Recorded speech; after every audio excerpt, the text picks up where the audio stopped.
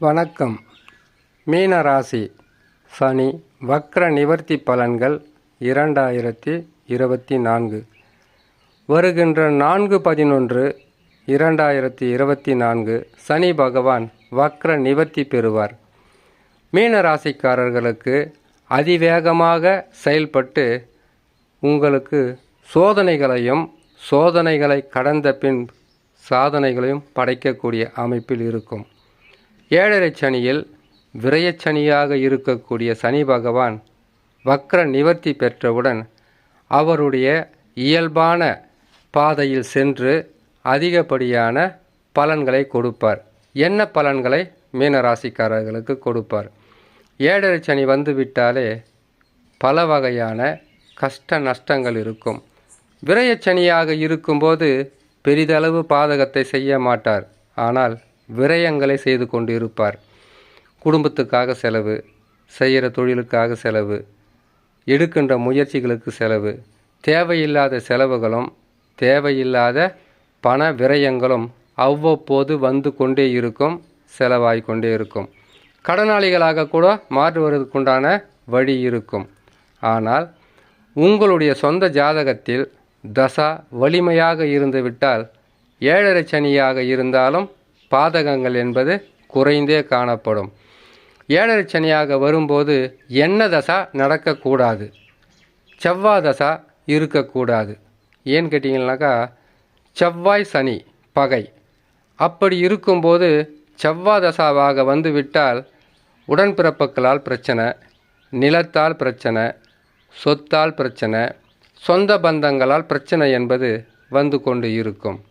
ராகு தசாவாக இருந்தால் உங்களுடைய சுயநலம் இல்லாமல் பல வகையிலும் சிக்கல்களில் மாட்டிக்கொள்ளக்கூடிய அளவிற்கு பலன்களை கொடுத்து விடுவார். ராகு தசா என்பது சனி 7.5 சனியாக இருக்கும்போது வருவது செய்ய வேண்டியதை விட்டுவிட்டு செய்யக்கூடாத பல தவறுகளை செய்ய வைத்து விடுவார். நம்பிக்கை இல்லாத மனிதர்களாக மாற்றி விடுவார். கடனாளிகளாக மாற்றி விடுவார். உடலில் சில நோய்கள் வந்து போவதற்குண்டான வாய்ப்புகள் இருக்கும். சனி பகவான் வக்ர நிவர்த்தி பெற்றவுடன் வேகமாக செயல்பட்டு ஓராண்டுக்கு பிறகு ஜென்ம சனியாக வரும்போது எண்ணற்ற துன்பங்களை கொடுத்து விடுவார். ஆகையால் தசா நல்ல நிலையில் இருக்கிறதா என்பதை மீனராசிக்காரர்கள் முதலில் பரிசீலனை செய்து பார்த்து கொள்ள வேண்டும். செவ்வாய் தசா ஆகாது. ராகு தசா இருந்தால் மிக கவனமாக இருக்க வேண்டும். கேது தசா பல வகையான கஷ்ட நஷ்ட துன்பம் அவமானங்களை கொடுக்கும், இழப்புகளும் அதிகரிக்கும். அது மட்டும் இல்லாமல் கேது பகவான் எந்த இடத்தில் இருந்திருந்தாலும் உங்களுடைய சொந்த ஜாதகத்தில் எந்த ராசிகளில் அமர்ந்திருந்தாலும் கேது தசா கொடியது. சனி தசாவும் அவ்வளவு சிறப்பாக இருக்காது. சனி பகவான் பல வகையான பொருளாதார நெருக்கடிகளும் பொருள் இழப்புகளும் குடும்பத்தில் பிரச்சனைகளும் எண்ணற்ற துன்பங்களையும் தருவது சனி தசாவிலும் நடக்கும். அது மட்டும் இல்லாமல் உங்களுக்கு சூரிய தசாவாக இருக்கிறதா மிக கவனமாக இருக்கணும். காரணம், அரசாங்கத்தால் பிரச்சனை, அரசாங்க ஊழியர்களால் பிரச்சனை, கடன் வாங்கியதால் பிரச்சனை, கடன் கொடுத்ததால் பிரச்சனைன்னு பல வகையிலும் பிரச்சனைகளை கொடுத்துவிடும்.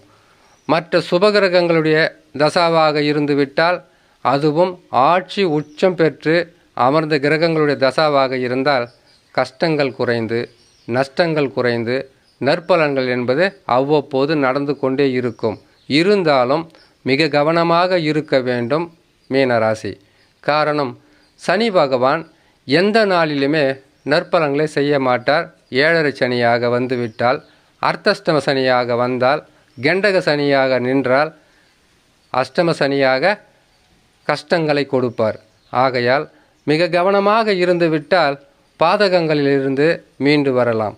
கவனமாக இருக்கணும்னு கேட்டிங்கனாக்கா உங்களுடைய உழைப்பை, உங்களுடைய வருமானத்தை அதை மட்டும் வச்சு வாழ்க்கை நடத்துகிறது இருந்தால் பரவாயில்ல. கடனாளிகளாக இருந்தால் அல்லது பல வகையான பிரச்சனைகளை சந்திக்கக்கூடிய மனிதர்களாக இருந்தால் மிக கவனமாக இருக்க வேண்டும் மீனராசி. மீனராசிக்காரர்கள் சனி பகவான் வக்ர நிவர்த்தி என்பது அடுத்தது 6 மாதங்களுக்கு பிறகு வக்ர நிவர்த்தி பெற்ற 6 மாதங்களுக்கு பிறகு ஜென்ம சனியினுடைய தாக்குதல்களை சிறிதளவு கொடுத்து கொண்டே இருப்பார்.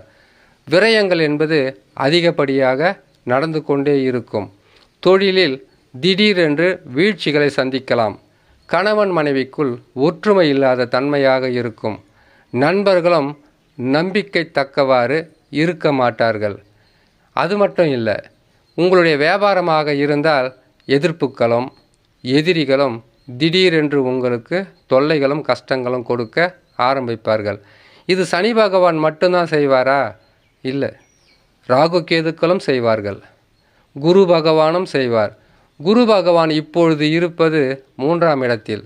உடல்நலத்தில் மிக கவனம் உங்களுக்கு. அடுத்ததாக, கொடுக்கின்ற வாக்குறுதிகளை சற்று நிதானமாக சிந்தித்து அதற்கு பிறகு நீங்கள் வாக்குறுதிகளை கொடுக்கலாம். இல்லை என்றால் கொடுத்த வாக்குக்காக மற்றவர்களுடைய உதவிக்காக பிரச்சனைகளில் சிக்கி தவிக்கின்ற சூழ்நிலையாகவே இருக்கும். மீனராசிக்காரர்கள் மற்றவர்களுக்கு உதவி செய்வது என்பது இந்த காலகட்டத்தில் பிரச்சனைகளை உருவாக்கி கொடுக்கும். கடனாளிகளாக மாற்றுவதற்குண்டான வாய்ப்புகள் இருக்குது. அது மட்டும் உங்களுக்கு பிரச்சனைகளாக வராது. தசாவும் சேர்ந்து உங்களுக்கு பாதகமாக அமைந்துவிட்டால் கடுமையான கஷ்ட நஷ்டங்களை சந்திக்கக்கூடிய ஒரு சூழ்நிலையாக உருவாக்கும். ஆகையால் பொறுமையும் இறை நம்பிக்கையும் குலதெய்வ வழிபாடும், யாருடைய பிரச்சனையிலும் தலையிடாமல் குடும்பத்தில் இருக்கக்கூடிய பிரச்சனைகளாக இருந்தால் பொறுமையுடன் நீங்கள் கையாண்டால் பெரிதளவு பாதகம் இல்லாமல் சாதக பலன்களை பெறலாம் என்று சொல்லி இன்னொரு நல்ல பதிவில் உங்களை நான் சந்திக்கிறேன். நன்றி, வணக்கம்.